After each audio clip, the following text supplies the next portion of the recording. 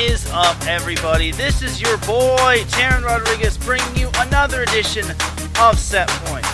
We have ourselves a mega volleyball packed show today, as we have lots of volleyball to get into, such as Hawaii men's volleyball. They repeat again. The Bows do it again, as they are NCAA champions for the second straight year. How did they do it? And was the road easy? And how about USC Beach Volleyball? They repeat as NCAA Beach Volleyball Champions. Was their road easy, or was it a little bumpy along the way? And the NVA Event number 2 has concluded. Which teams are still undefeated, and which teams have yet to get a win? And the AVP Event in Austin, Texas has concluded. Which pairs came out on top on the men's and women's side? Hand me a volleyball. Set up the net. I'm about to serve you up some volleyball action here on Set Point. This is Teran Rodriguez bringing you another edition of Set Point here on IE Sports Radio, your direct feed for all that is sports.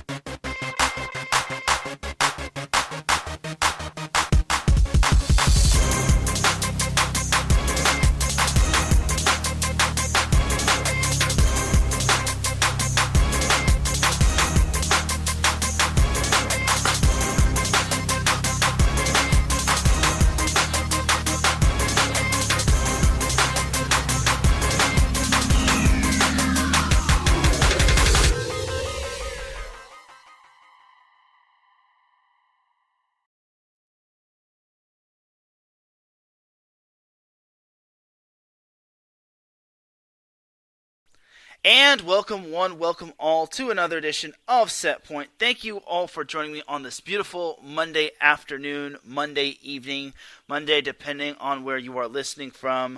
I really do appreciate it. Without any further delay, let's get on into that volleyball goodness that we call from Set Point. But first and foremost, we have a word from our sponsors.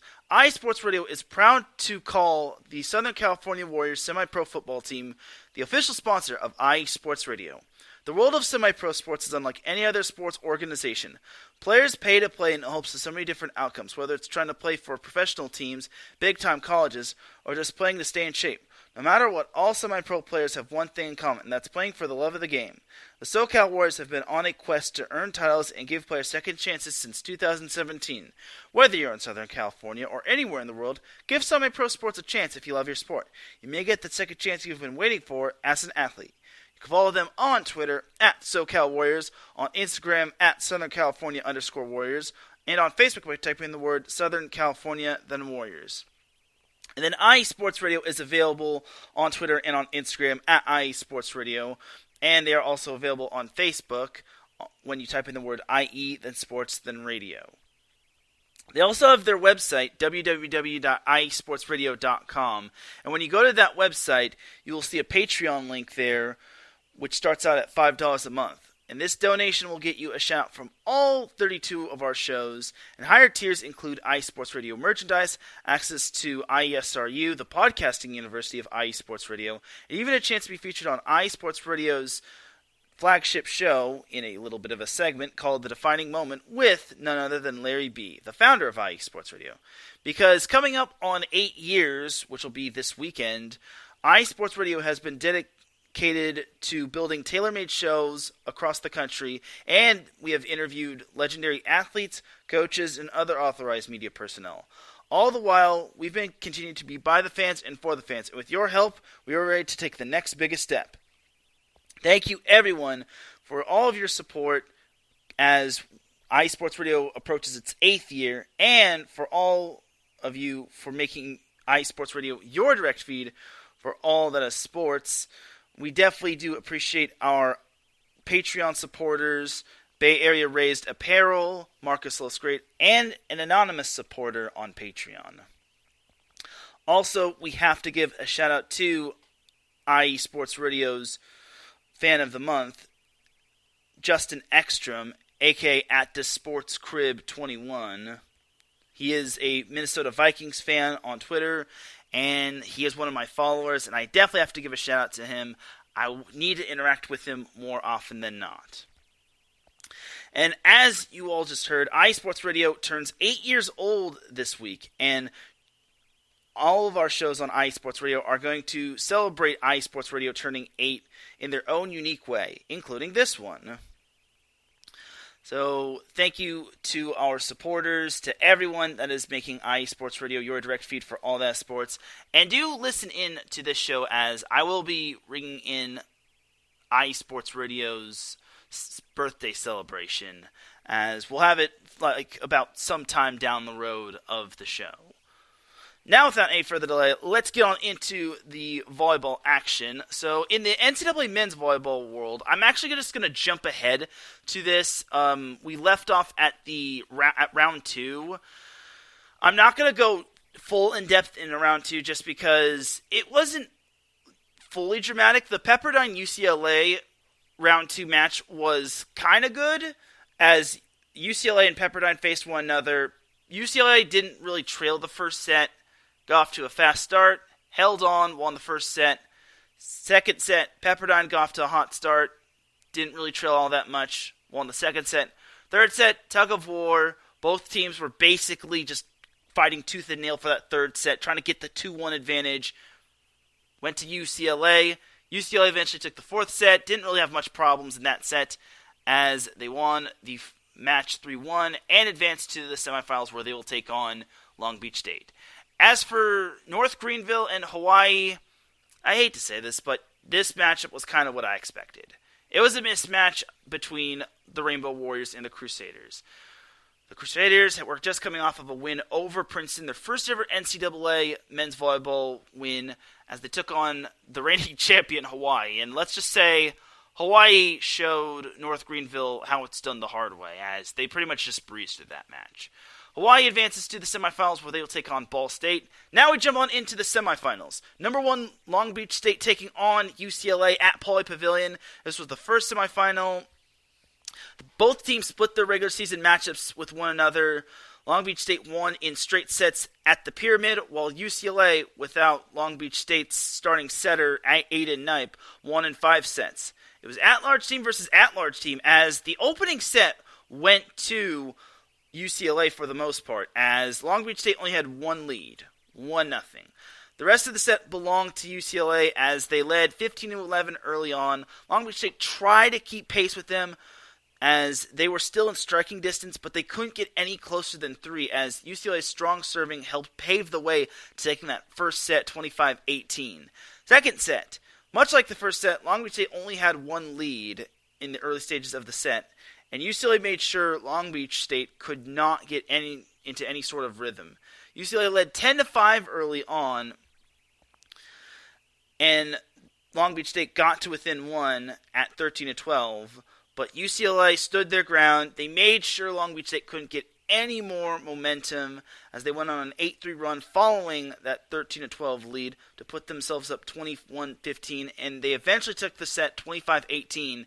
And the UCLA fans, which I know there were lots of, were rocking it. They were thinking one set away. We just got to hold on. We're going to make it to the NCAA championship. This is electric. This is amazing. Awesome sauce. But set 3, Long Beach State finally came to the party. They needed to come up big, and they came up big in a huge way. They started off hot, scoring the first 4 points of the set. They had total control of the set. No ties, no lead changes, no problems. Long Beach State led by as many as 10 as they took the third set, 25-15. They finally gave the Long Beach faithful something to cheer about. Then in set 4, that momentum carried over from set 3 all the way to set 4. There were only 2 ties in that set, and they both came early on, 1-1, 2-2. After that, Long Beach State showed why they were the number 1 seed of this tournament. Long Beach State forced UCLA into so many errors, whether it was service errors, hitting errors, you name it. And they made plays down the stretch to convincingly take set 4, 25-10. Just like that, it's going 5.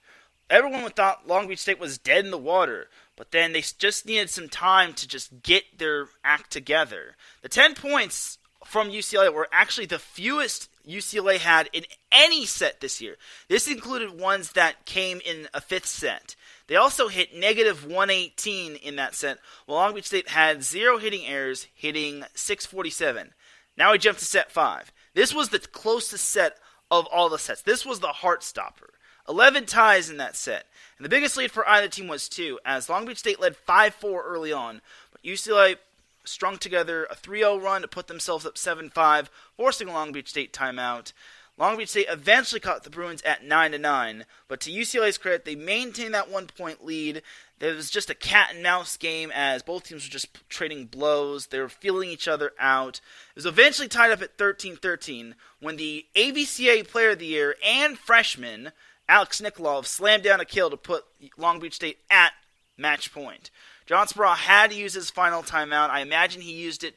He used the first one when Long Beach State tied it up at 9-9. The timeout really worked to UCLA's favor as Alex Nikolov unfortunately served it into the net, but he made up for that as he had another kill following that missed serve as Long Beach State led 15-14, and coming up to serve for Long Beach State was Simon Torwey. He had 3 aces on the night, and none of those aces were big, as the next serve that he had was the biggest serve of his career as he dealt a service ace. UCLA just could not get to that ball as Long Beach State completed the comeback, and they beat UCLA in 5 sets, winning set 5, 60-14, and boy howdy, it was celebration time for Long Beach State as they advanced to the national championship. Just an amazing match overall. Long Beach State was led by the AVCA Player of the Year, Alex Nikolov, who had 20 kills, only 3 hitting errors, for a hitting percentage of .405. Clark Godbold added 11 kills, Spencer Olivier had 9 kills, and Shane Holdaway had 6 kills on 7 swings in the middle. As a team, Long Beach State hit .412, and they progressively got better as the match went on. They hit 176 in the first set, 261 the second set, 591 in the third set, 647 in the fourth set, and the fifth set they hit 389. And after that second set, Long Beach State only had 2 hitting errors, count them, 2 hitting errors the rest of the way. So Long Beach State really improved their game as the match went on. It was very impressive to see. They also got 4 aces from, like I said, Simon Torwey. They got 1 ace apiece from Clark Godbold, Nikolov, and Calvin Sanborn. Despite only having 26 digs, they got 7 of them from Clark Godbold. Aiden Knipe distributed the offense well in terms of assists, as he had 37 of them, as Long Beach State also outblocked UCLA by a total of 8-5, which to me, it wasn't that much, but it was still enough to slow down UCLA's offense. UCLA, on the other hand, was led by Ethan Champlin, who had 13 kills. Alex Knight added 10 kills, and Kevin Coburn added 9 kills. As a team, UCLA only hit 288, and they were hitting really good, and then they started dipping. They hit 400 in set 1, 292 in set 2, 364 in set 3, surprisingly enough, negative 118 in set 4, and then 438 in set 5. So despite losing some of those sets in sets 3 and 5, they had good hitting percentage. It's just that they could not score when it truly mattered.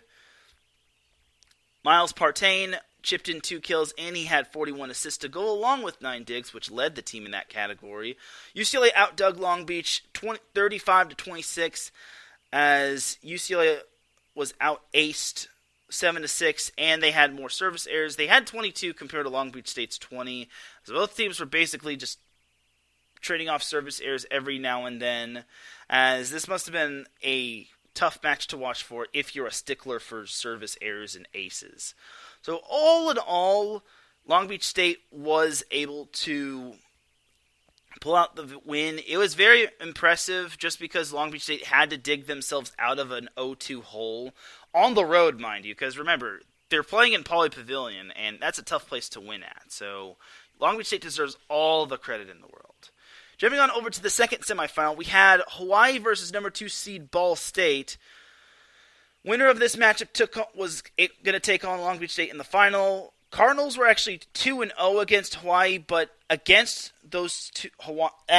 Hawaii in those two matches, Hawaii was not at full strength. This was another story. First set. Throughout most of the set, Hawaii found itself taking charge against Ball State. They led 9-4 early on, and the lead eventually ballooned to a lead of 20-12. And it looked as if Hawaii was going to ease their way past Ball State in the set. But the Cardinals slowly but surely chipped away at that lead, getting it down from 8 to 4 to 2, all the way down to 1, and eventually they tied it up at 24-22. Hawaii had 2 set points, but unfortunately Hawaii just could not take advantage of it. And the service ace from Nick Martinsky gave Ball State its first set point of the set and their first lead of the set at 25-24. And Ball State fans were starting to believe now. But Ball State missed a serve. But unfortunately, Hawaii staved off the set point, and they never had set point ever again. As down the stretch, Ball State had a missed serve, which I'm pretty sure they're going to want that serve back, as eventually Hawaii took the first set 28-26 off of a service ace from Cole Hoagland. Set 2, Hawaii jumped out to an early 3-0 lead, trying to build off its momentum from set 1, but Ball State answered with 5 straight points to take the lead for good. They eventually led 12-5 in the set, and they led by as many as 10. Even when Hawaii tried to make some sort of comeback, Ball State took the second set 25-19, tying the matchup at 1-1. Set 3, Hawaii jumped out to a 4-2 lead, only to see Ball State score the next 3 points to put themselves up for good, following a 5-5 tie. Ball State ripped off 3 straight points to put themselves up for good, and even when Hawaii got to within 1 point multiple times, Ball State would not let them tie it up.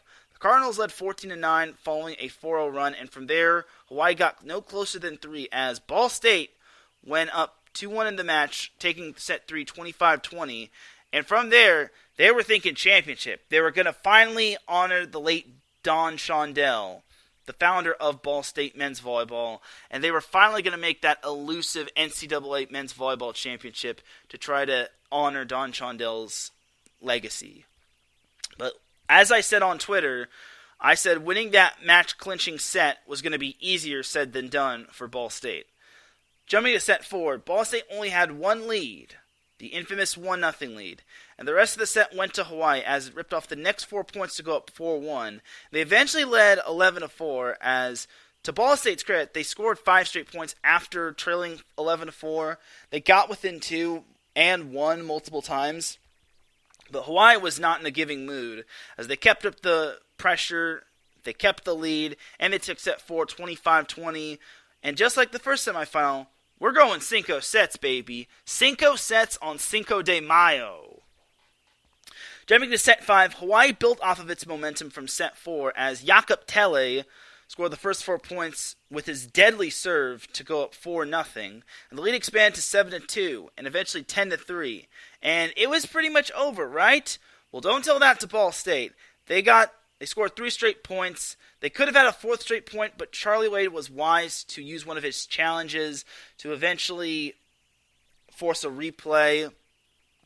Hawaii eventually found itself at match point at 14-9. Ball State scored 2 straight points to keep themselves alive at 14-11. And it appeared Ball State had a 3rd straight point, making the score 14-12. But upon another further review, the ball did touch the ground off of a kill from Dimitrios Mouchilas, and instead of Ball State only trailing by 2, Hawaii advances to the NCAA championship game as they will defend their crown by taking set 5 15-11 and winning the match. Hawaii was led by Spiros Chakas and Dimitrios Mouchilas, who each had 19 kills. Chaz Galloway chipped in 10 kills, while Guillerme Voss and Cole Hoagland each added 6 kills. Jakob Tele was instrumental with the offense as he dished out 56 assists while adding 2 kills. Brett Sheward chipped in 16 digs, while Spiros Chakas added 10 digs. As a team, Hawaii hit 241, which wasn't bad, honestly. It was very good. The only problem was that Ball State made sure they did not get the ball over the net, as Ball State surprisingly had a whopping 19 blocks. Yes, count it, 19 blocks compared to Hawaii's 10. That's a lot of blocks if you ask me. Ball State, on the other hand, was led by Caleb Jennis, who had 18 kills, while Angelos Mandelaris had 15 kills. Quinn Isaacson was instrumental in their offense as he distributed 40 assists, or he had 40 assists. Caleb Jennis added 11 digs. As a team, Ball State hit 262, and they hit 500 in that final set. The problem is that Hawaii hit 571, they had 9 kills, and they too had only one hitting error in that fifth set.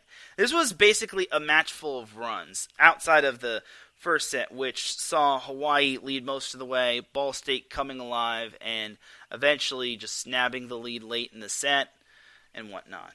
So, overall, for Hawaii, they really earned this one. They really dug deep in order to win this matchup, and it really showed that Hawaii was a much different team from all the way back in January compared to right now, because Ball State was playing at the top of its game, while Hawaii was missing players due to sickness, injuries, and whatnot. So now that Hawaii finally had its team at full strength, they got to show Ball State their true potential. And I give them a lot of credit. They really dug deep. I was very impressed. I do feel bad for Ball State, but you have to remember, Ball State had no expectations going in. They were picked to finish 4th in their conference. They were picked to they were picked to start out at number 15 at the beginning of the season. This was a team with zero expectations, and they came one set away from advancing to the championship game. They had the number 2 seed. They won the MIVA regular season conference title outright for the first time since 2002, and they also won the regular season, or the tournament title, for the first time since 2002. And overall, Ball State really broke expectations. They were, in my opinion, the surprise team of the season. I feel horrible for them just because the fifth set, I feel they were gassed, but I said it best. Hawaii is such a tough team to put away, and winning or clinching a match is easier said than done when playing the likes of Hawaii. So Hawaii gets to defend its NCAA tournament crown as they face Long Beach State in the national championship. Long Beach State trying to clinch national championship number 4, first one since 2019. So set 1.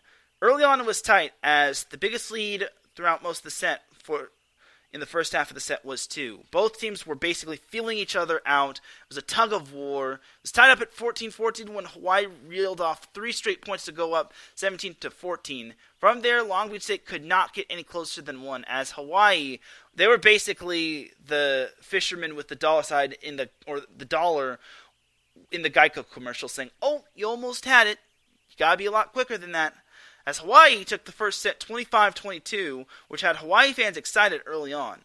13 ties in that opening set. Set number 2, Long Beach State finally got it together in that set. They led 10-5 early on, as errors were hurting Hawaii in the early stages of the set. Everyone was thinking, okay, looks like Long Beach State has finally got together. Nope.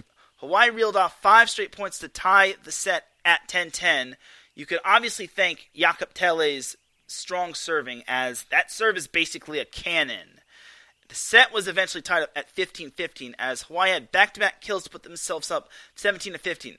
Now, obviously that's not a big lead, but when you're Hawaii, that could be just enough. And in this case, it was indeed enough, as just like the first set, Long Beach State just could not get that tying point. They could not get past that 1-point lead that Hawaii had. Hawaii eventually took the second set 25-21, and just like that, they were one set away from repeating, as Hawaii fans, whether they're watching over on their TVs, whether they were watching live, you name it, they were excited. Set 3, Long Beach State needed some sort of momentum in order to get back into this match, and remember, they had to reverse sweep UCLA to get there.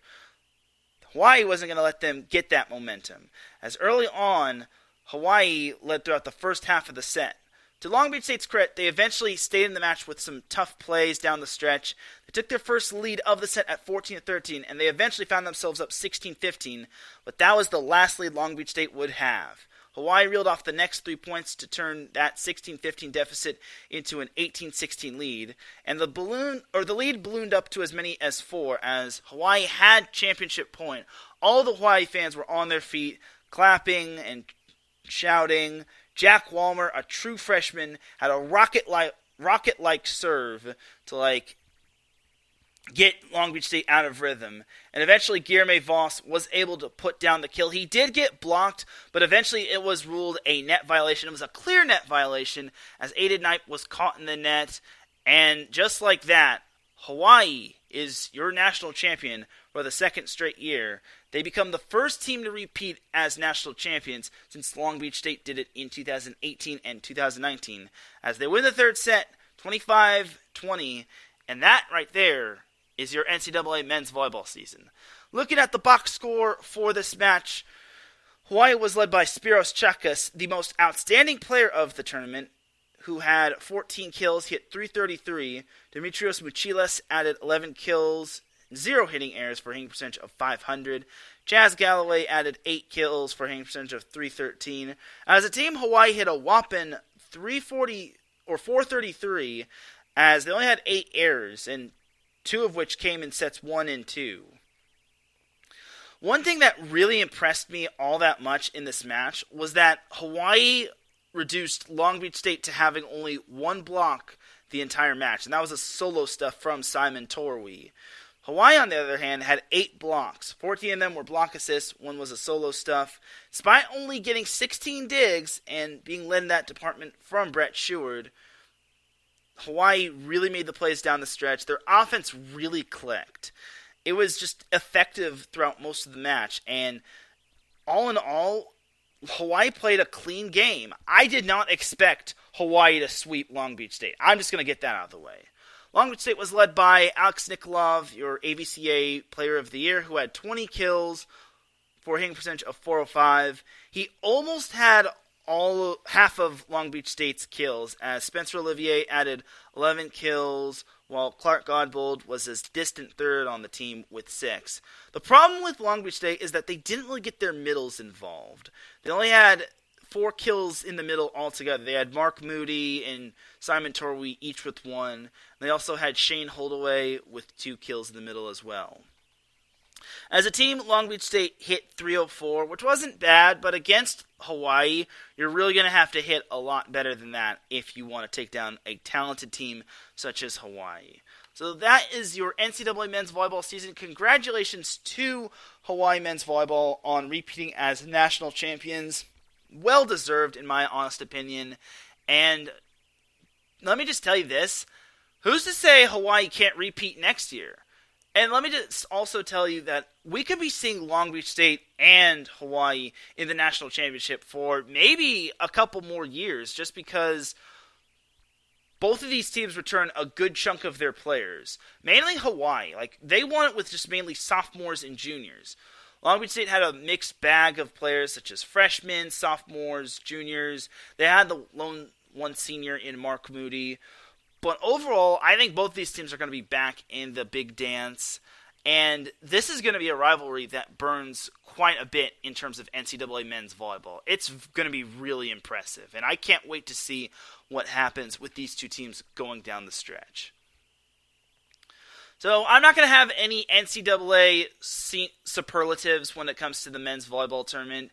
It's only 7 teams, and I don't think it would be fair to pick a team that has that was the most outstanding team, the team with the bright future, the most disappointing team, you name it. So I just can't really do NCAA men's volleyball superlatives for the NCAA tournament. But I will say it was a great tournament. The final was a little anticlimactic, but no one really predicted Hawaii to play that complete of a game. Because remember, Hawaii lost to Long Beach State in both their meetings at Long Beach State. Then they won against Long Beach State in the Big West Conference Tournament Final. And then they won against Long Beach State when it truly mattered in the NCAA championship match. So hats off to Charlie Wade, head coach, and all of Hawaii. As, to me, I think their future is looking very bright. If they're able to win it with sophomores and juniors, boy howdy, this team can do a lot of damage in the up-and-coming years. The same can be said for Long Beach State, however. It's all about finding that consistency, because all of those sophomores, juniors, they'll be back as seniors and juniors. So, for me, I think both these teams aren't going anywhere. You also have the talent that is UCLA surrounding the NCAA. I want to say USC is also going to be up there in talent as well. Ball State's future looks bright, especially with the expectations they were dealt early on. Penn State is going to look good next year. So it's all about winning those conference tournaments and not having too many bad losses come the NCAA tournament. So that is going to do it for the NCAA men's volleyball portion of this show, and that's going to eventually do it for the NCAA men's volleyball season in general. Jumping on over to some NCAA beach volleyball, so I'm just going to try to skim through this as much as I can. Just because there was a lot happening, I couldn't really get all the full details down. So jumping on to the first round of the match, we had USC versus UT Martin. This was kind of expected, as USC spanked the daylight out of UT Martin 3-0. As they advanced to the second round, FAU, or Florida Atlantic, took on Stanford, 8 seed versus 9 seed. Most of those 8 versus 9 matchups are basically unpredictable. Unfortunately for Stanford, they learned that the hard way, as Florida Atlantic brought out the brooms.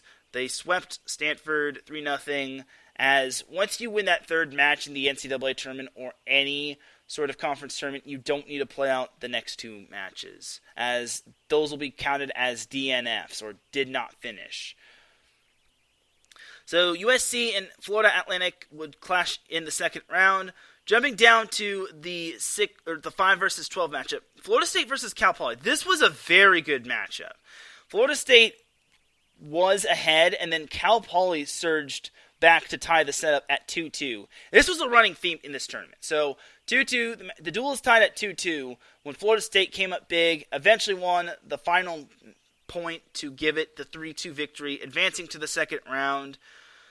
Their opponent would be LMU, as Loyola Marymount swept away Hawaii, as Hawaii, the at-large team from the Big West Conference, just was not enough to take down the talent that the Lions had. So Florida State versus LMU in the second round. Jumping on over to the 3 versus 14 matchup, UCLA versus Stetson. I said that this was going to be a sneaky good matchup, and you should not sleep on Stetson. Stetson made UCLA learn the hard way, almost. As UCLA led 2-1 in the duel, but then Stetson was able to clinch that second point on, I believe it was court 4. Either way, it was 2-2 in the duel, and I think it was court 3 went to a decisive third set, and everyone was on pins and needles, because you need to remember, Stetson, back in the old format of an 8-team bracket, upset number 1 seed USC, sending them to the elimination bracket while having them advance. So Stetson is no stranger when it comes to pulling off big upsets. Unfortunately for Stetson, UCLA just was able to squeak on by. Devin Newberry and Jaden Whitmarsh were able to pull out the victory as UCLA advanced with a 3-2 win over number 14 seed Stetson. LSU versus Cal. This was another great matchup. This was probably the first matchup of the day, as LSU and Cal were tied at 2-2 going into the decisive match on, I want to say it was court 1. Once again, I'm not entirely certain just because I couldn't get down the full details. But LSU was able to stave off Cal. I called Cal one of my dark horse teams, and for good reason, as LSU nearly lost but edged out Cal 3-2. They will play UCLA in the next round. Now, this was the only upset of the first round. Grand Canyon versus Georgia State. 7-seed Grand Canyon versus 10-seed Georgia State. Who would have thunk that Georgia State was going to advance to the second round? They were able to pull out a tight victory. It all came down to one final match, and Georgia State was able to pull out the victory. They upset number 7 seed Grand Canyon 3-2, advancing to the second round. And their opponent would be none other than TCU, as they pretty much dominated Texas A&M Corpus Christi, as that actually proved to be TCU's first ever NCAA tournament win in beach volleyball, as TCU swept away A&M Corpus Christi, as TCU advances to face Georgia State. Now, I made note last week, and I kind of forgot about this format. I totally forgot that the NCAA tournament was a new format with 16 teams as opposed to 8 in the past. The 16 teams, the 8 teams that lost in the first round do not advance to the elimination bracket. Instead, they are gone. It's over. Their season is done. Bye-bye. Have a great season. Unfortunately, I made that mistake, so I apologize for it. So, jumping on into the second round of the winners bracket, USC versus FAU.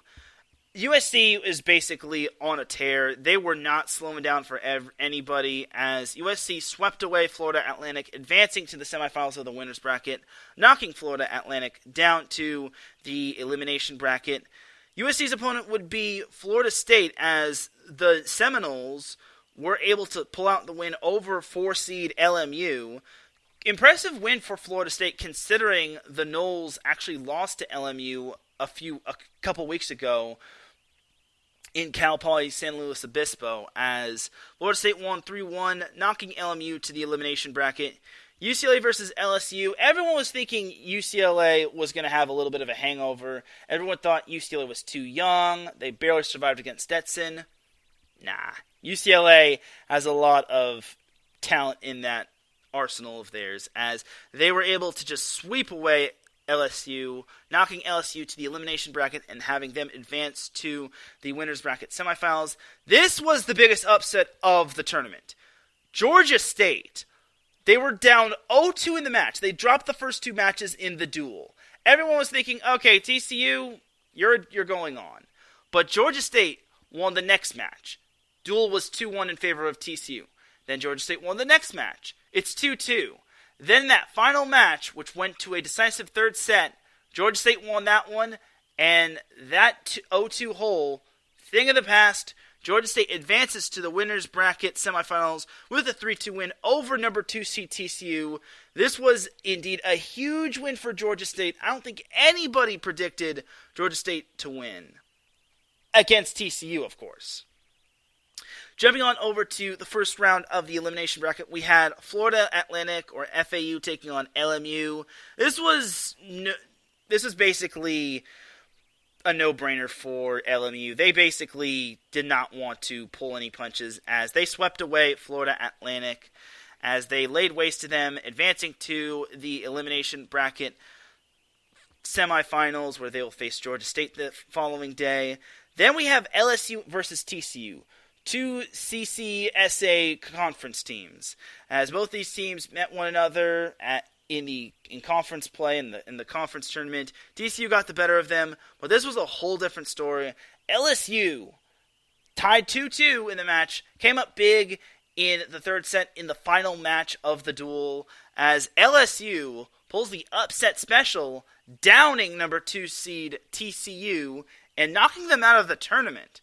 I don't think anyone predicted LSU knocking out TCU. I don't think anyone predicted TCU getting knocked out of the tournament this early. Like, TCU didn't even advance to day number 3. It was crazy.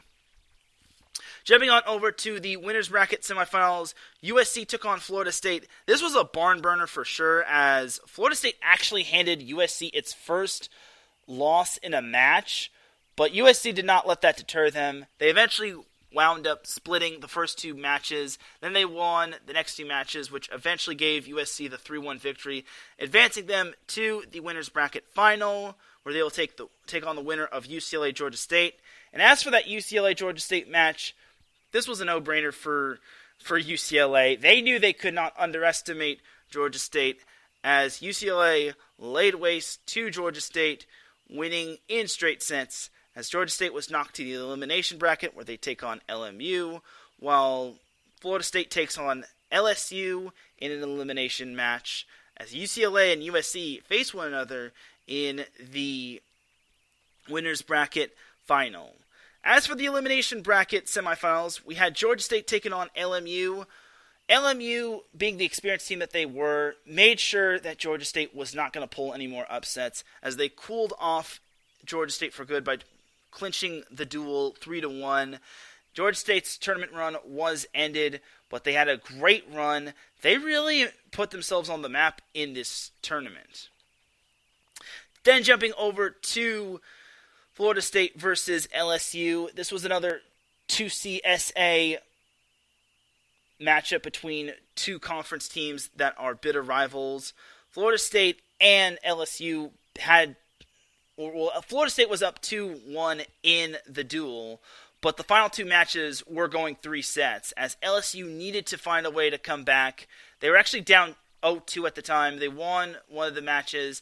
They saw their next 2 matches were going the distance, but unfortunately for LSU, their tournament run ran out as Florida State slammed the door on LSU as they won the duel 3-1. They didn't even need the final duel as Florida State advances to the elimination bracket finals to take on LMU. Jumping back to the winners bracket final, we had USC versus UCLA. Keep in mind that UCLA was the only team to hand USC their first loss of the season. That was back when USC played their second match of the season. Seems like forever ago. And indeed it was. USC was a whole different team as they brought out the brooms and swept away UCLA, advancing to the national championship match and knocking UCLA down to the elimination bracket final. UCLA's opponent would be between LMU versus Florida State. LMU trying to make it back to the elimination bracket final, while Florida State trying to end LMU's hopes. Florida State left no doubt in this elimination matchup as they pretty much swept LMU, as LMU just didn't look like themselves. And this is no offense to LMU, but Florida State was just much better than them. Florida State was just harder, better, faster, stronger. This was a whole different Florida State team. They were making their opponents work. They were just flying all over the court. They're like, boom, go that way, click, go this way, boom, here to here, click and go this way, click and go that way. It was amazing. You want to know what else was amazing? The duel against UCLA and Florida State. Winner takes on USC in the national championship. Loser takes third place. This was an amazing duel.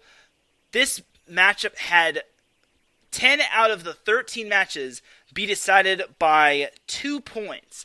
That's how close this duel was. It eventually came down to the last matchup.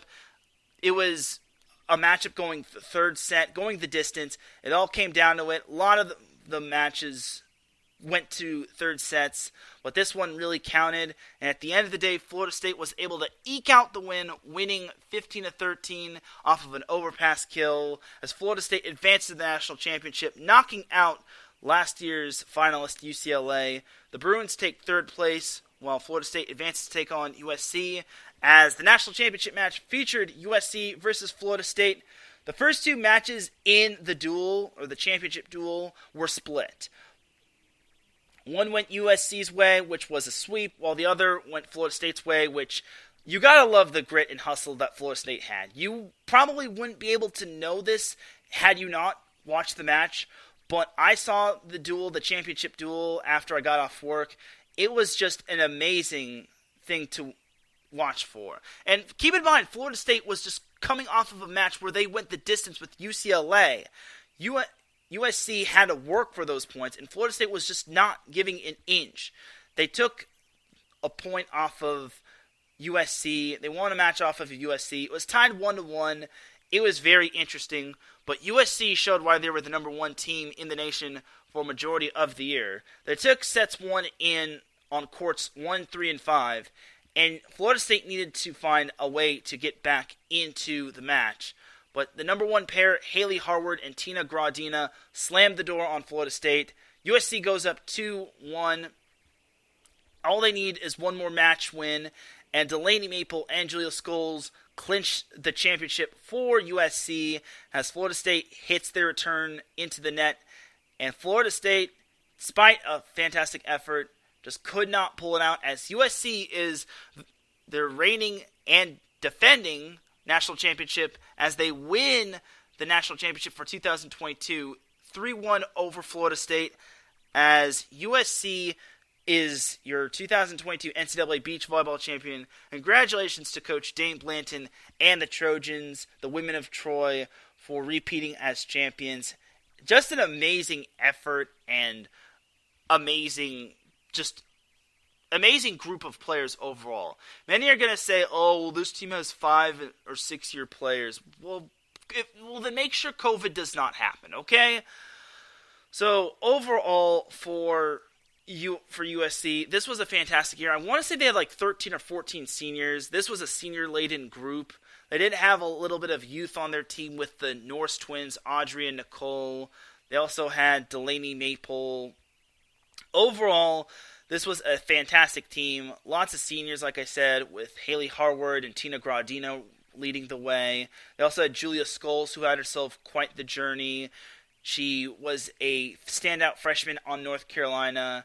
Unfortunately, she had a couple concussions, which basically ended her indoor career, forced her to shift to beach volleyball, had her transfer from North Carolina to Hawaii.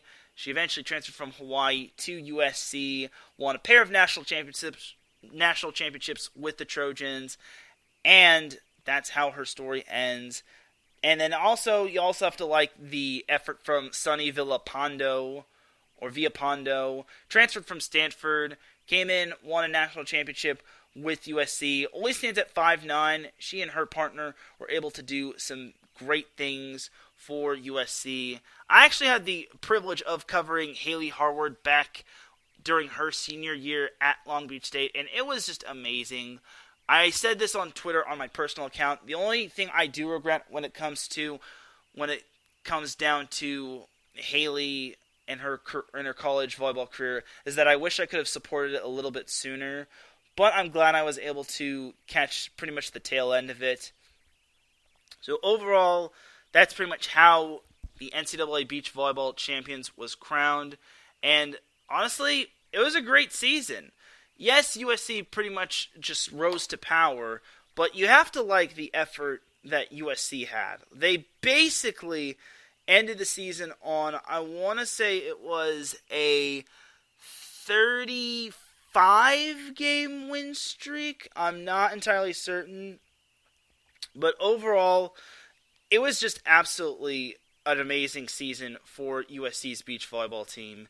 And 36-game win streak. So I forgot to add the last match of the season for USC. But overall, great season for USC. The big question is, can USC repeat next year? I want to say they can. I feel they have the potential, but they're losing so much talent this year. They're going to be losing quite a bit of talent. They lose Sunny Villapando. They lose Sammy Slater, who had 100 career wins. But I think this team has the potential. Like I said, they lose Haley Harward, Tina Gradina. Paige Hammonds didn't really get to see much action. Shannon Scully, who transferred from Pepperdine, played indoor, then played beach. They lose her to graduation as well. They still have Megan Kraft and Delaney Maple, the two players from San Diego, or Torrey Pines. Like I said, they also have the Norse twins.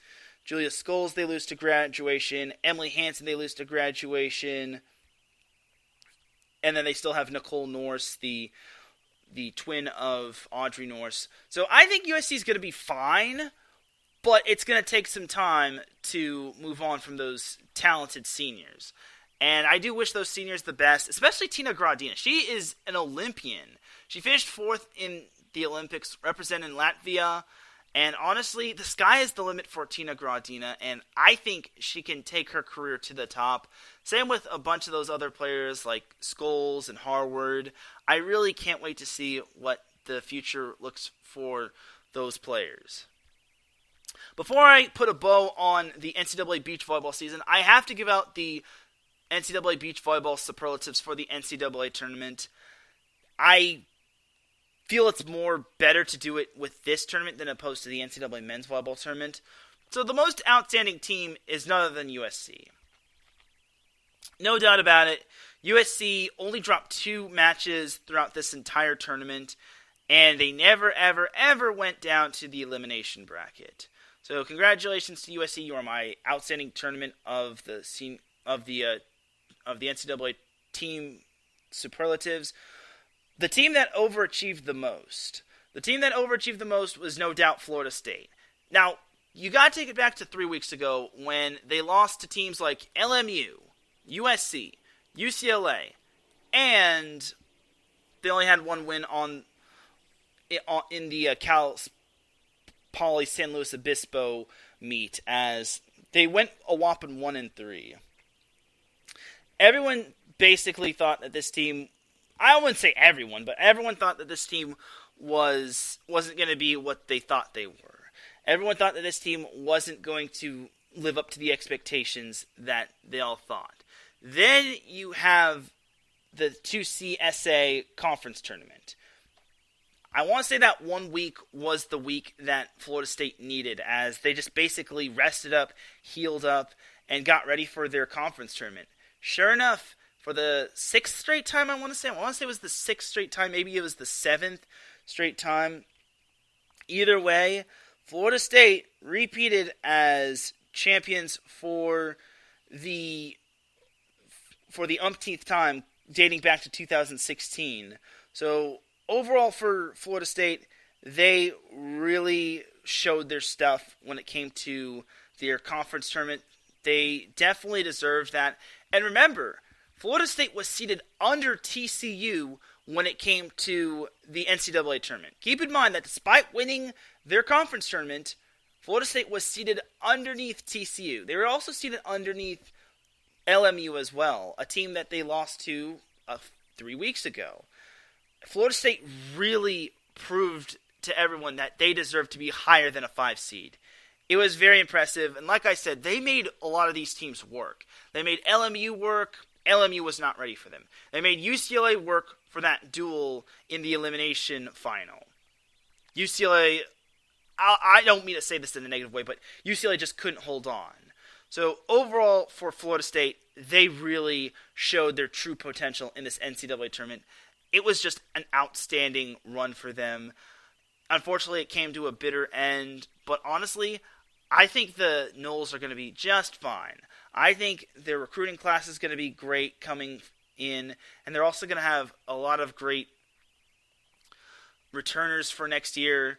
I don't know who's exactly returning for them, but I do know that Florida State will be back on the big stage sooner rather than later. Jumping to the team with the greatest future ahead of them, that goes to UCLA. There's no doubt in my mind, UCLA had a rough tournament, but remember, this is a team that has two seniors. Everyone else is either junior, freshman, sophomore. This team has loads of talent on their team, and this team has lots of potential going forward. They have dubious immortality, and this is a team that I think can actually win it all next year. Now, it's way too early to make a claim about that, but if I had to pick an early finalist for next year's national championship, I think UCLA would be the safe bet. This is a great team right here, and I think this team can go toe-to-toe with anybody and everybody. Like, UCLA is going to be scary good next year. So I think UCLA has the brightest future ahead of them. And then my underdog of the tournament is a no-doubter when it comes to this superlative, Georgia State. So Georgia State, in my opinion, was the underdog of this tournament. Remember, they pulled off 2 upsets, and one of which came against the number 2 seed. Unfortunately, in day 3, their luck kind of ran out as they lost to a talented UCLA team, and they just could not have the Panthers to keep up with the Lions. But overall for Georgia State, they really put themselves on the map. Keep in mind, this is a team I want to say is coming out of the... I'm actually blanking on their conference. It's not the Big 10 or Big 12, but it's the Conference USA. This is a team coming out of the Conference USA, and they exceeded a whole lot of expectations. And I think this team has made themselves a name for themselves. I think that Georgia State can really do damage next year. And now that everyone knows who they are, no one is going to want to sleep on them. I almost wanted to give this award out to Stetson. If Stetson had pulled off the upset over UCLA, they would have been my underdog superlative for the NCAA Beach Volleyball Tournament. Unfortunately, they just could not pull it out. They just barely missed out on the win.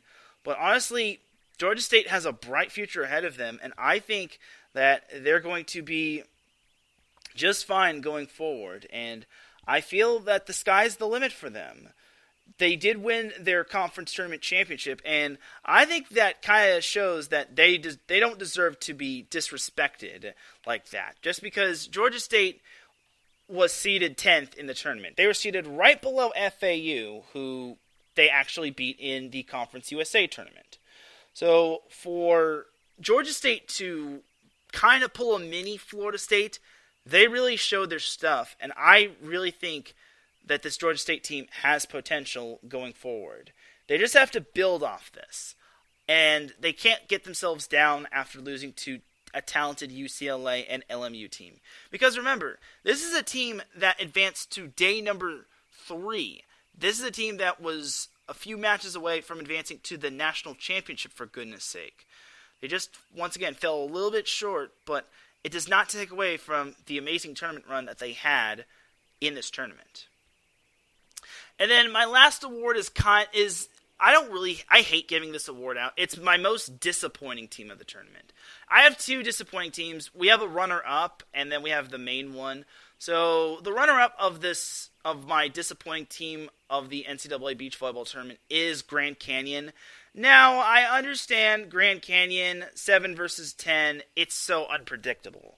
However, I expected a little bit better from Grand Canyon.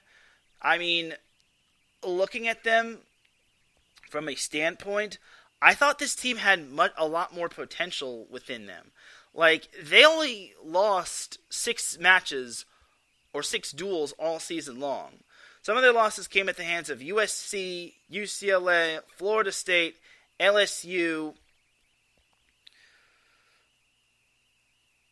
LMU twice, and they barely were able to squeak by teams like Long Beach State and Stanford and whatnot.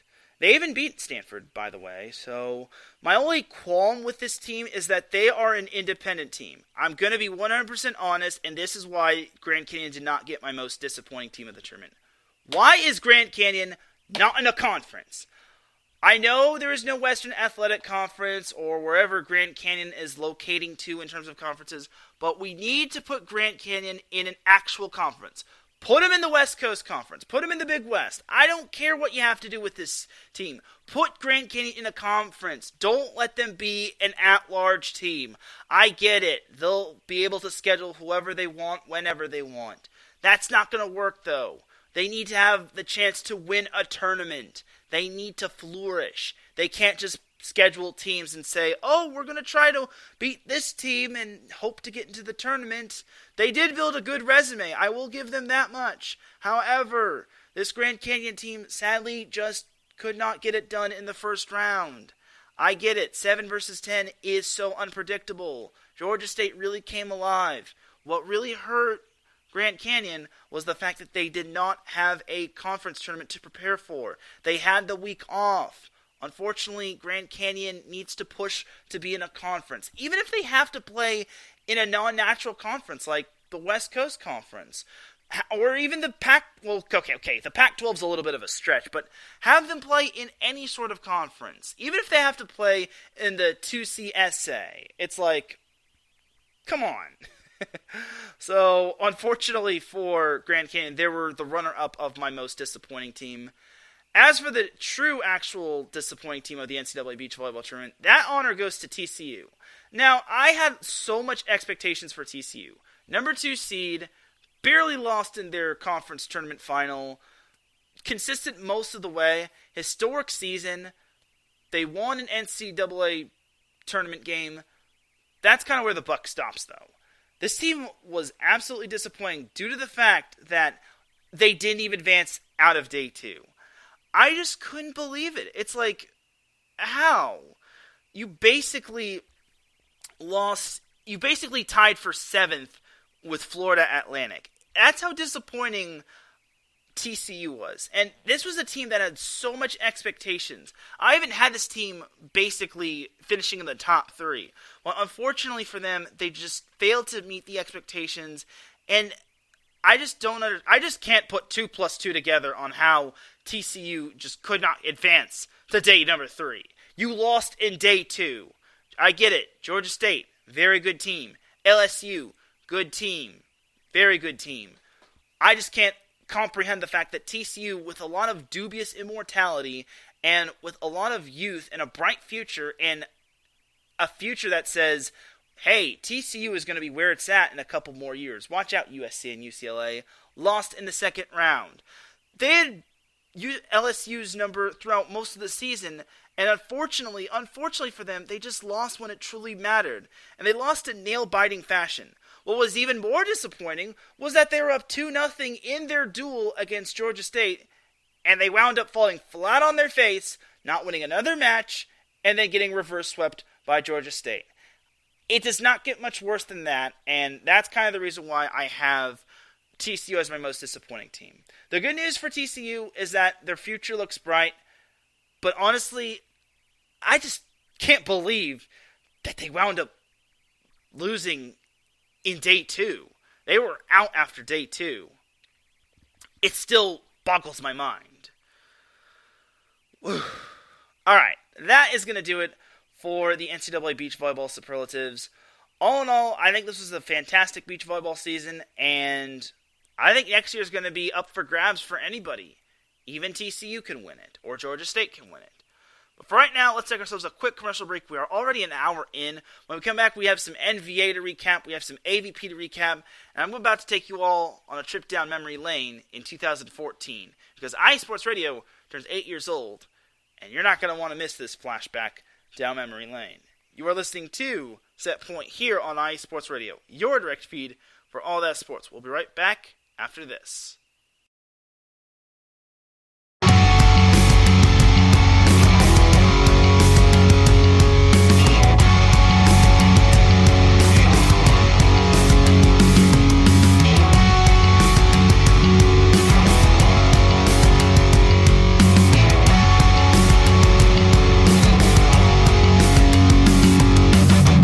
From the shores of the Puget Sound to the rushing waters of the Columbia River, stretching across the Great Cascades, and on IE Sports Radio lives the Northwest Territory Sports Show, hosted by me, Brad Buckingham. On this show, I cover all the great collegiate and professional sport teams that we have here in the Pacific Northwest. Of course, I'm talking about the Seattle Seahawks, Seattle Mariners, Sounders, and even the Seattle Kraken. But I can't forget all of that is good in Oregon either. I got the Trailblazers, the Oregon Ducks, the Beavers, even the Timbers, and much, much more. You can listen to the show every Sunday from 3 to 4 p.m. Eastern, noon to 1 p.m. Pacific on IE Sports Radio, your direct feed for all that is sports.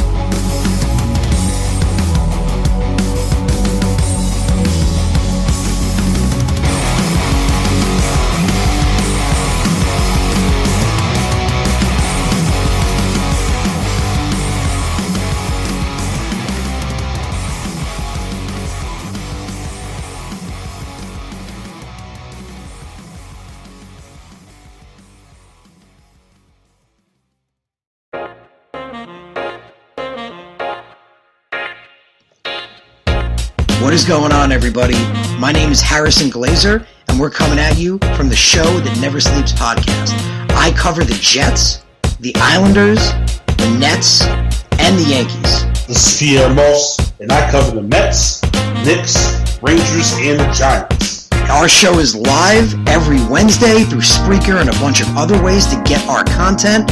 Again, we're the Show That Never Sleeps podcast. We talk about all those New York sports. It's a lot of fun. We get into all of it. Please tune in. Again, that's Wednesdays at 6 p.m. And we look forward to having you guys right here on IE Sports Radio, your direct feed for all that is sports.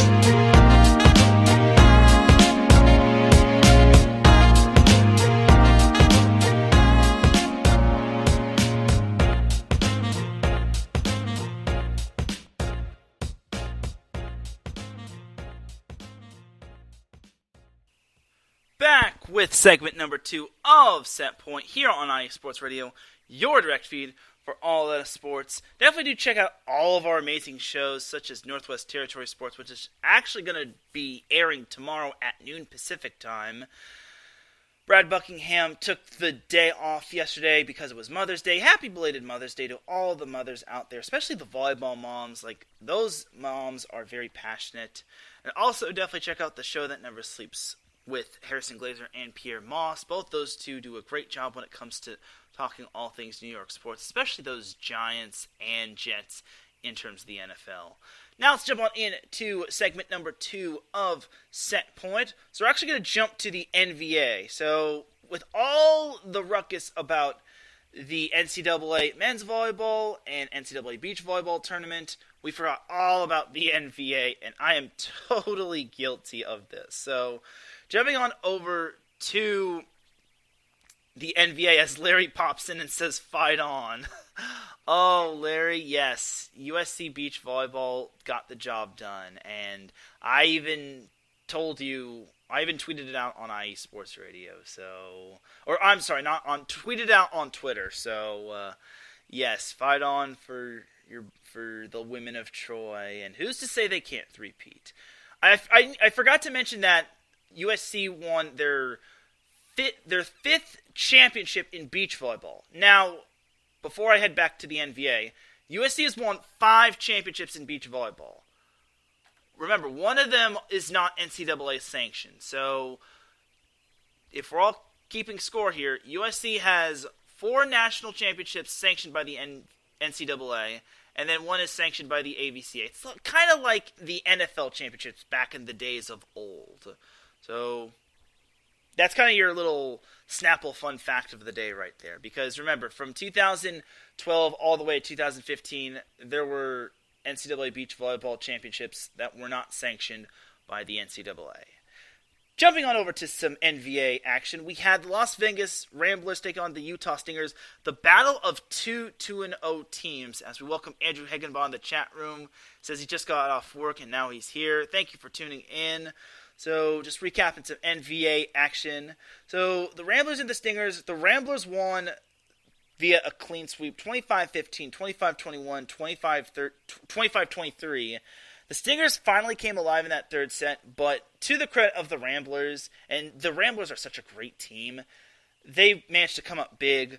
They won the first match of event number 2. Jumping on over to this marquee matchup, Orange County Sunners take on the Texas Tyrants. The Tyrants, despite losing the first set by 9 points, wound up winning the entire match 16-25, 25-23, 25-22, and 26-24. The Tyrants had to grind it out in sets 2 through 4, but honestly, they came up big when it truly mattered. Then we had the battle of the expansion teams, the Colorado Kraken versus the Seattle Sasquatch. Both teams looking for their first ever victory in the NVA. The Kraken came out on top. They won a wild first set, 36-34, 25-20, 25-22.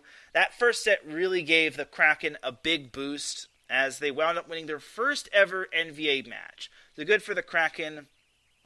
And then the stunner of the NVA day right here, the Los Angeles Blaze took down Southern Exposure 25-20, 26-24, 29-27, as the Blaze had to fight back from an early deficit, or a deficit overall in that third set, to win it and complete the sweep over Southern Exposure. So a great victory for the LA Blaze. Jumping on over to day number 2 of the NVA event number 2, we had the Dallas Tornadoes sweeping the Ontario Matadors. Apparently they're still known as the Ontario Matadors, even though they said that they switched their name to the Inland Empire Matadors. Regardless, the Tornadoes swept the Matadors 25-22, 25-19, 25-15. Second match of the day, we had Team Freedom taking on the Chicago Untouchables. Team Freedom undefeated, as the Untouchables were looking for their first win of the season. They were not going to get it against Team Freedom, as Team Freedom, or the New Jersey Freedom, won the match in straight sets 25-19, 25-20, and 25-18. Jumping on over to the Battle of Undefeateds, the Las Vegas Ramblers taking on the Texas Tyrants. Like I said, both these teams were 3-0, only one of these teams would advance to being 4-0, as the Texas Tyrants, I wouldn't say they stunned the Ramblers, but they had a win in dramatic fashion, as the Tyrants beat the Ramblers 19-25, 25-20, 25-20, 18-25, and the fifth set was a doozy. This match almost took 3 hours, as the fifth set was won by Texas 24-22. Keep in mind, set 5 is only up to 15 points, and you gotta win by 2 points. Then the final matchup of the day, we had the Utah Stingers taking on the Orange County Stunners. Both these teams trying to get back on track. This is kind of the battle of the two OG teams, as the Orange County Stunners came back from their loss yesterday, defeated the Stingers in straight sets 25-16, 25-22, and 25-21.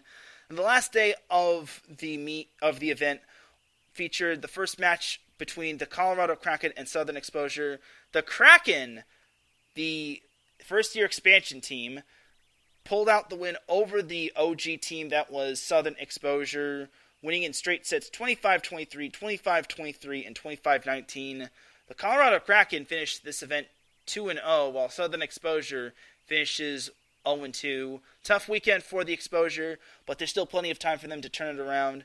Jumping on over to this next matchup, we had the Dallas Tornadoes taking on Team Freedom of New Jersey.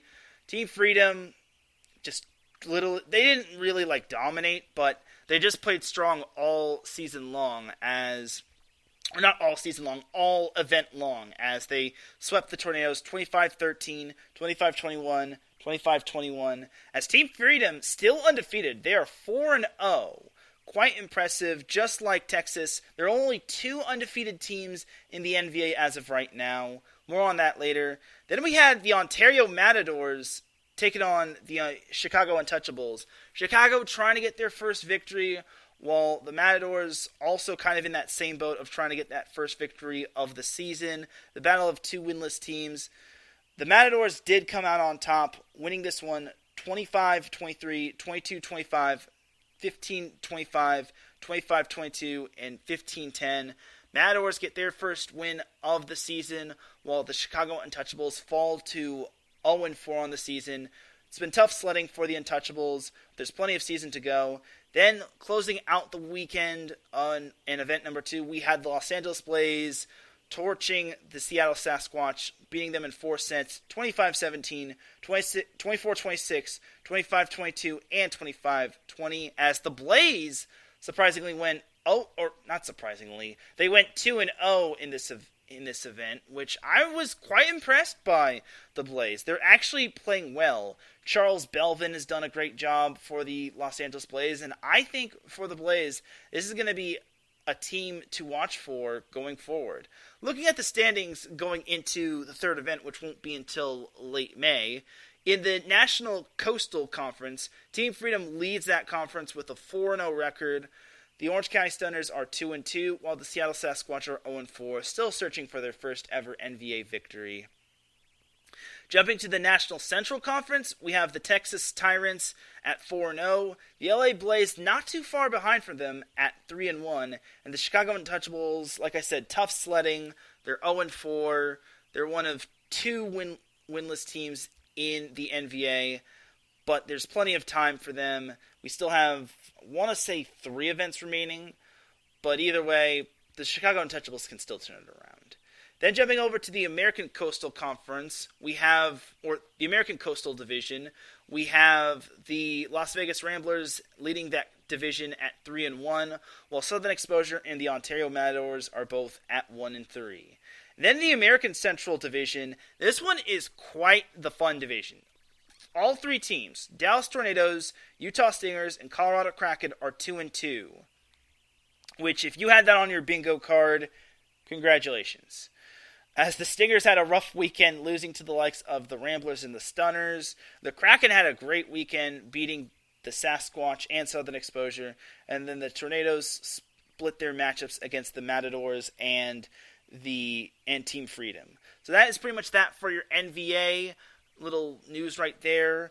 As honestly, I really wish the NVA did not fall on the weekend of everything NCAA. I really, really, really, really, really hate it, as I hope we can all turn our focus to the next event, which is going to be May 28th all the way to May 30th, which will be event number 3. Once again, Pierce Sports Center will be hosting this event, as it's basically going to be all these teams facing one another, as it'll be led by the Ontario Matadors versus the Utah Stingers, followed by Team Freedom versus Texas. Ooh, that's a very good matchup, as that's basically the battle of the undefeateds. And who's to say that one won't go the distance? Then we also have the Ramblers and the Blaze, and the Stunners and the Kraken. The list goes on and on. I'm not going to get fully into it right away. I'll get into the previews going into that week. But that is that right there for the NVA, as we also welcome Larry B in the chat room. And Andrew says, sometimes I wish we had pro volleyball in Ohio. Sadly, it'll still snow in Ohio in May. Went to the Guardians doubleheader on Saturday, and it was 40 all day, and now it's 80. Oh, my goodness. I would like to see pro volleyball in Ohio. And don't worry, Andrew. It'll eventually get there. I mean, Dallas has it. Texas has it. Colorado has it. Seattle has it. It's eventually going to come to Ohio. So hang in there, buddy. We will get Columbus on the map, or Cleveland. We shall see, as also Arthur Parsons pops in the chat room. He is the host of the Bayou Bulletin. He says he just put his kiddo to sleep, and he says, I hope it's been a great show. It has been a great show. And Mike Pat pops in. Oh, Mike, I feel bad for Florida State women's volleyball, but they had a great season, great NCAA tournament run. He says, have a great show, sir. Can't tune in, but give some love to FSU if you haven't gotten to yet. Yeah, I gave love to FSU already. And Andrew says, bring pro volleyball to Cleveland and Lake Erie. Hey, I'm all for Cleveland. And we got to pitch that idea to the NVA. And we got to keep the NVA growing and expanding, because it's only going to keep growing from here. There are 12 teams. It all started with 8 teams, then 10 teams, and now it's all the way up to 12. They grow up so fast. I can't wait for the NVA to actually get like national recognition from like all these national televised networks.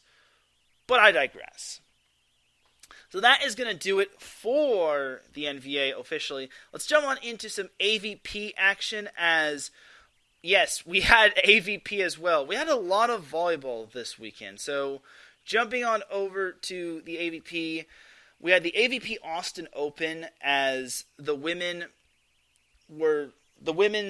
tournament was won by Teran Rodriguez and Kristen Nuss, as they defeated Melissa Humana Paredes and Sarah Pavin in the championship game.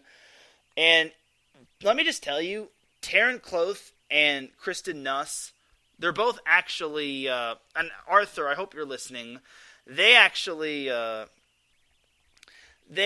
from LSU, as Arthur actually says, we have another large beach volleyball tournament here in October. I'll have to do a Bayou Bulletin Live. That would be great as well. I'd like to see that. But back to Cloth and Nuss, both of those players are from LSU, and they're both doing really, really well. And they're only in their second year in terms of playing pro volleyball, as I've been really impressed by them. They won the little tournament. They won a tournament a few weeks ago, and now they're kicking butt in the AVP. I really think this could be the next April Ross and Alex Kleinman. I think this could be the next A-team. Now, obviously, they can't be the A-team because both their names don't start with A. They start with T and K. But what can you do? But I really think that Cloth and Nuss are really progressing well on the pro volleyball level. And who's to say they won't be Olympians? I think those two can really do some damage in the pro. As Arthur says, what team are they a part of again? He's always trying to think of a name. Yeah, Arthur Parsons is trying to think of a name for Teran Cloth and Kristen Nuss, and he's calling them Team Tiger. That's not a bad name, actually. Team Tiger. That's pretty impressive, honestly. But I really have been impressed by Cloth and Nuss, and who's to say they won't win any more AVP tournaments? I think they can win at least one more. Like, I've been just downright impressed. Very, very, very impressed by Cloth and Nuss. I think the sky's the limit for them. And honestly, they left a legacy at LSU, and now they're leaving a legacy in the AVP. So that is that for the women's side right there. Jumping on over to the men's side of things, the winner of the tournament was actually Andy Benish and Phil Dalhausser. Now, Phil Dalhausser has bounced around so many different partners. And I think there was a moment where he retired. I think he retired from playing in the Olympics, and now he's playing in just AVP alone. So Phil Dalhausser, the Slim Beast, he's back playing AVP, and he's just kicking butt and taking names as Dalhausser and Benish defeated Chase Buninger and Field in the final. As honestly, I wasn't in Troy Field in the final, so I'm not too surprised that Phil Dalhausser is now kicking butt, but I'm really impressed that he took some time off and he's now been playing well with a new partner. Because it's really tough to go from one partner to another partner because you have to basically adapt to them. And this was their first AVP event, and I think it was going to be a little bit of tough sledding, but with Phil Dalhausser and Andy Benish basically meshing with one another, they had to work to beat Field and Budinger in the championship, and they actually had to defeat Tri Bourne and Trevor Crabb in the semifinals. So for them to grind it out in the semifinals and for them to ultimately pull it out in the final is very impressive. So great job to Andy Benish and Phil Dalhausser, the Slim Beast.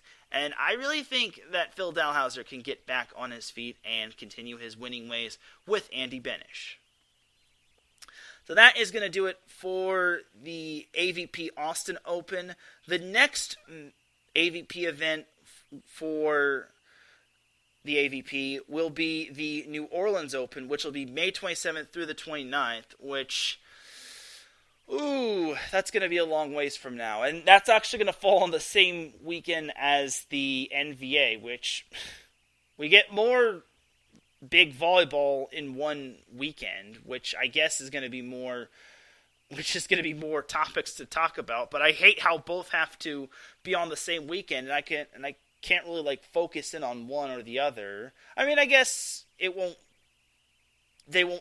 fully coincide, but honestly, it just makes it a little bit tougher for me to just focus on one or the other. So we'll see what happens. But this will be played in New Orleans, so I'm glad Arthur's in the chat room because New Orleans is certainly representing in the AVP. You've got two former LSU players winning the first event. The next AVP event's going to be in New Orleans, Louisiana. This must be a dream come true if you're a Louisiana or New Orleans fan. Either way, that's pretty much that right there for the AVP. And before we get on into our trip down memory lane, there was some NCAA men's volleyball news that I forgot to go over. So, Pepperdine men's volleyball coach David Hunt announced on Cinco de Mayo, Thursday, May 5th, that he was stepping down from his position as Pepperdine's men's volleyball coach. This was following the team's loss this was 2 days after Pepperdine lost to UCLA in the second round. As Arthur says, don't act like I'm taking notes. Oh, I know you're taking notes, and I know you're taking notes out on there. So back to David Hunt. So David Hunt announced that he was stepping down as Pepperdine's men's volleyball coach. I was surprised at this news. It's like, dude, that's crazy. And then I found out the news. I found out the reason why he stepped down. It was because he wanted to pursue other coaching jobs, which is like, okay. So David Hunt is no longer the Pepperdine men's volleyball coach, and it was announced today that David Hunt was now the assistant coach and is currently now the assistant coach at the University of Texas. Now, for those of you wondering why he went from Pepperdine to Texas or from head coach to assistant coach, it makes all sorts of sense. as David Hunt is now reunited with his wife, Jordan Larson. So it makes all bit of sense that David Hunt left Pepperdine to be with his wife, because his wife's going to be in Texas, and then he's in Malibu back in Pepperdine. So it makes all sorts of sense that David Hunt unfortunately stepped down, and now the two get to move to Texas, and they get to coach volleyball together. So it makes all sorts of sense. So Pepperdine is still in search of a new men's volleyball coach. They don't need to worry because they have plenty of time to search for a new head coach. Here's hoping they do find the perfect head coach for them. And then I kind of forgot about this news that happened. This actually happened back on April 28th. So Loyola of Chicago's men's volleyball coach, Mark Holz, was not going to have his contract renewed, and he eventually has stepped down as Loyola's men's volleyball coach. So this year, Loyola went 18-9 during their season, and then they went 11-3 in their conference. And Holz coached Loyola for 7 seasons. He had 120 wins and only 61 losses. So I hope this wasn't because Holz and Loyola had a rotten MIVA tournament or a rotten end to the regular season where they lost to Ohio State. So Loyola of Chicago is searching for a new men's volleyball coach. Like I said, there's lots of time to get a new coach and eliminate the process, or have the process get eliminated down to the perfect one. So they could hire from in-state, from nationally. They said it was going to be a national search, so they better hit the bullseye with this one. So we'll see what happens. But that is going to do it for some NCAA men's volleyball news. So now let's jump on into our time machine and jump back to memory lane. So iSports Radio is turning 8 years old, as it was founded by none other than Larry B., who says, best damn volleyball show ever. Thanks, Larry. I really do appreciate that. So iSports Radio is turning 8 years old, and basically it was founded in 2014. Let's jump back into our time machine, and let's go over what happened back in 2014 on the NCAA volleyball side of things.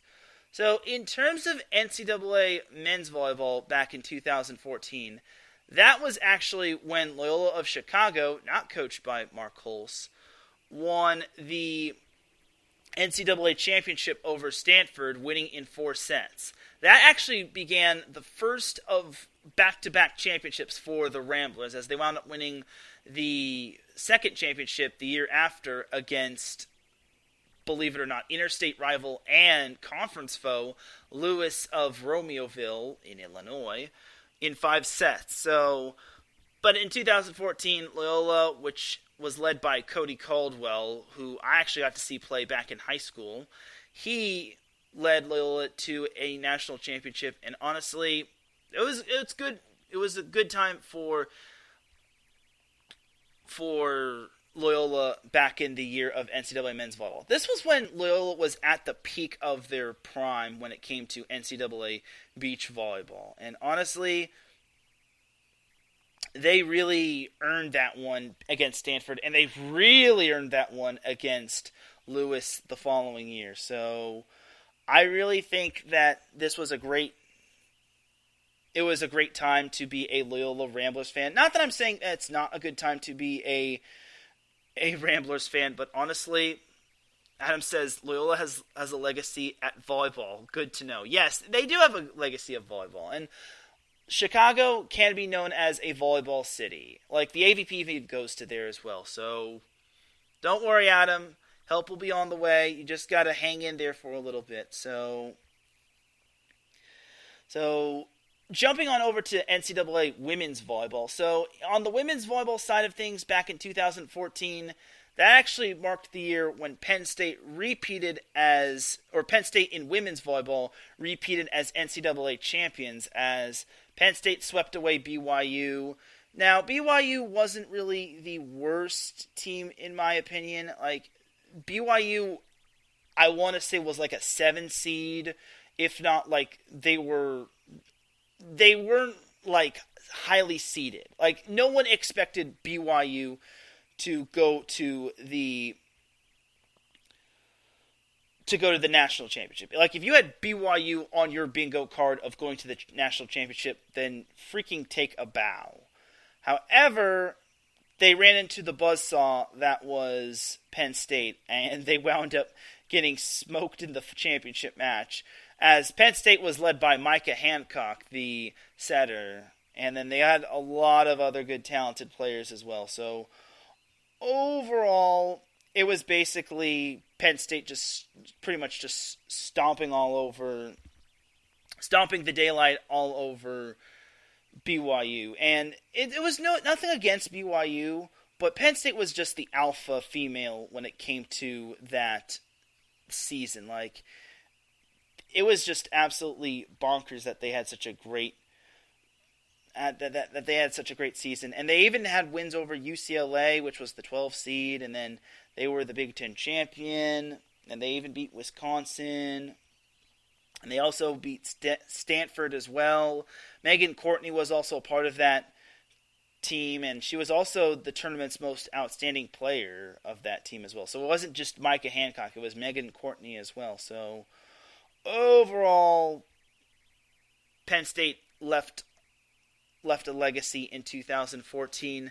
Now, jumping to NCAA Beach Volleyball in 2014, there was no NCAA Beach Volleyball. Why? Because, well, the NCAA didn't sanction beach volleyball that year, and boy howdy, the teams that from 2012 all the way to 2015 have AVCA championships, and those championships are not NCAA sanctioned, and it's really not fun, and honestly, I'm disappointed by it, and I wish that they could, like, sanction those championships. I really wish they could, like, sanction the championships that beach volleyball had. Like, I'm not trying to say that those championships don't mean anything.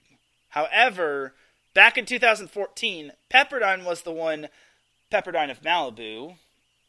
Pepperdine was the one that won the AVCA Beach Volleyball Championship. It was actually their second, as they won the AVCA Beach Volleyball Championship in 2012.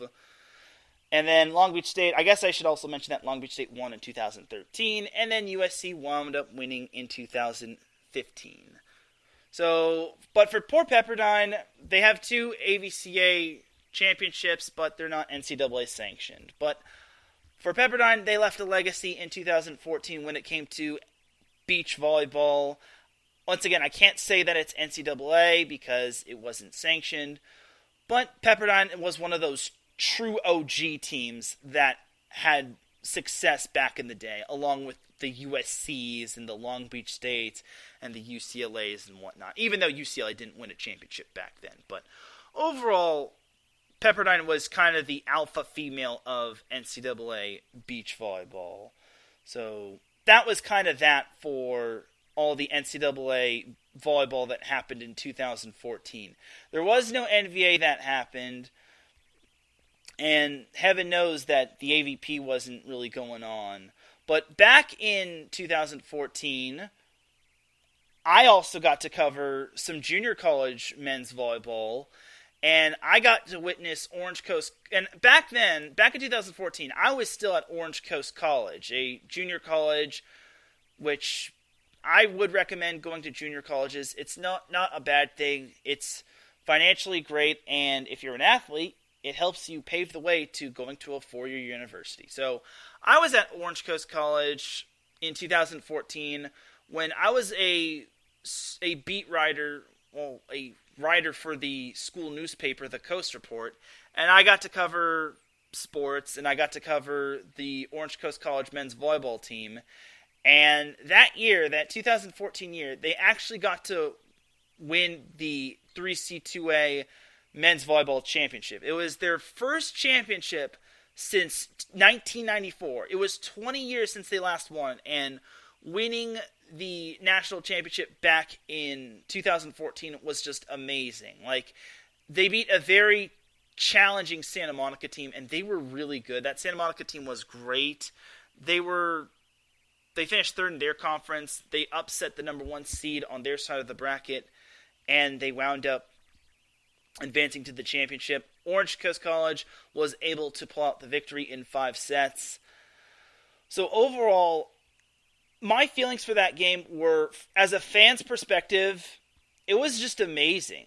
Like, seeing OCC pull out that victory as they wound up winning a state championship this year, but for OCC winning their first ever their first championship since 20 years ago, it's amazing. It's a great storyline as well, and you have to take it back to the previous year where they didn't even sniff the semifinals. They had a season to forget, pretty much, where they didn't really have players that were all in on their team. Well, not all of their players were all in, but they had players that weren't all in on the team. So jumping to 2014, they only lost 1 match all season, and that was to Grossmont. And I talked to their head coach back in the day. He said that a little adversity never hurts anybody. And I want to say with that win, or with that loss, if they don't have that loss, then I don't know if OCC wins the state championship. That it kind of is comparable to USC Beach Volleyball's championship for this year. But jumping back to me covering the championship match, it was a great feeling, and honestly, I would do it again. It's just great to finally get that championship monkey off your back, where you haven't won a championship in over 20 years, and you've come close after close after close effort in years past, but now you finally are able to break through, become the state champion. And then I got to basically write a story about that. Basically, I got to write a game summary. It's obviously lost in the shuffle in terms of the archives at Orange Coast College, but oh well. I still had a great experience, and that's pretty much what drove my volleyball passion. If it weren't for 2014, I would have never really gotten into volleyball as deep as I am right now. And heaven knows, without 2014, I would have never had set point. So it's great that I had that experience back in 2014, and it's eventually turned me into the volleyball personality that I am now, even though I'm not the most well-known, but I digress. And that is pretty much that when it comes to our trip down memory lane when it comes to volleyball that happened in 2014. Once again, Loyola of Chicago men's volleyball won the NCAA Men's Volleyball Championship back in 2014. Penn State women's volleyball won the NCAA Women's Volleyball Championship back in 2014 in the new calendar year. And then Pepperdine Beach Volleyball won the AVCA Beach Volleyball Championship, even though it wasn't NCAA sanctioned. And then also in 2014, I got to cover Orange Coast College's men's volleyball team, winning the state championship for the first time in 20 years. Keep in mind, that is the same Orange Coast College program that won a state championship this year in men's volleyball. So there's that right there. And on that note, that is going to do it for this week's episode of Set Point. Before I go, I do want to tell you all what's next for Set Point. So obviously, no NCAA volleyball until next calendar year or next academic year. No AVP or NVA for the next 3 weeks. So what is Set Point going to do? I'm going to cover some high school volleyball in California, and also Kentucky men's volleyball, or Kentucky women's volleyball, just released their schedule, and I'll be breaking down that.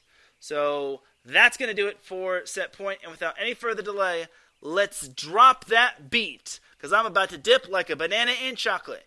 You feel me? Thank you, everyone, for tuning in to Set Point. I really do appreciate you all tuning in. If you listen live, I appreciate you. If you listen on playback, I appreciate you. If you listen at work, I appreciate you. If you listen to the wee hours of the morning, I appreciate you. Big shout out to Patty Bax, who also tunes in to Set Point. Your support and listening of my show does not go unnoticed. Shout out to the chat room. Shout out to Larry B. Shout out to Adam Carnage, the Indiana Great Show with Chi-Town Weekly. Shout out to Arthur Parsons that tuned in. Definitely check out the Bayou Bulletin. Shout out to Andrew Higginbaugh, who popped in the chat room. Also shout out to David DeCrypt, who also popped in the chat room as well. I really do appreciate you all for your support of Set Point. And I really do appreciate everyone and their support of iSports Radio.